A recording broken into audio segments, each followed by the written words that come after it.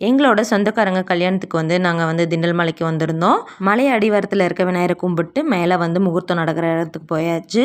முகூர்த்த டைம் பார்த்திங்கன்னா 9 to 9:30 எல்லாம் ஓரளவுக்கு வந்துட்டாங்க. நாங்கள் பசங்களை எல்லாம் ஸ்கூலுக்கு அமுச்சுட்டு கரெக்டாக 9 o'clock வந்து கோயிலில் ஆஜராயிட்டோம். ஐயர் வந்து கங்கணம் கட்டி பூஜையெல்லாம் முடிச்சதுக்கப்புறம் வந்து அச்சதை கொடுக்க ஆரம்பிச்சிட்டாங்க. எல்லாரும் எந்திரிச்சு நின்னாச்சு. மாப்பிள்ளை வந்து தாலி கட்ட ரெடி ஆயிட்டாங்க. அப்போ பார்த்தீங்கன்னா பொண்ணு நல்லாவே கண்ணு கலங்கிட்டாங்க. என்னதான் இருந்தாலும் ஒரு வீட்டில் இருந்து இன்னொரு வீட்டுக்கு போக போகிறோம் அப்படிங்கும்போதே மனசுக்குள்ள 1008 கேள்விகள் வந்துட்டு போவோம். அப்புறம் அவ்வளோதாங்க, கொஞ்ச நேரத்துலேயே வந்து மணப்பெண் வந்து மகிழ்ச்சி ஆயிட்டாங்க. அதுக்கப்புறம் எல்லாரும் வந்து சாமி கும்பிட்றதுக்கு மேலே முருகன் கோயிலுக்கு போயாச்சு. அங்கே வந்து முதற்கடவுள் விநாயகரை வந்து தரிசனம் செஞ்சுட்டு அதுக்கப்புறம் முருகப்பெருமானுக்கும் வந்து அர்ச்சனை பண்ணி சாமி கும்பிட்டு பொண்ணு மாப்பிள்ளையும் வந்து கிளம்பிட்டாங்க. நாங்களும் வந்து சாமியெல்லாம் சுற்றி கும்பிட்டு கிளம்பிட்டோம். நாங்கள் வந்து புதுக்கணக்கு பூஜை போடுறதா இருந்தாலும் புதிய வாகனங்கள் வாங்கியிருந்தாலும் இங்கே வந்து வேலாயுத சாமிக்கு பூஜை போட்டு தான் மறு வேலைகளை செய்வோம்.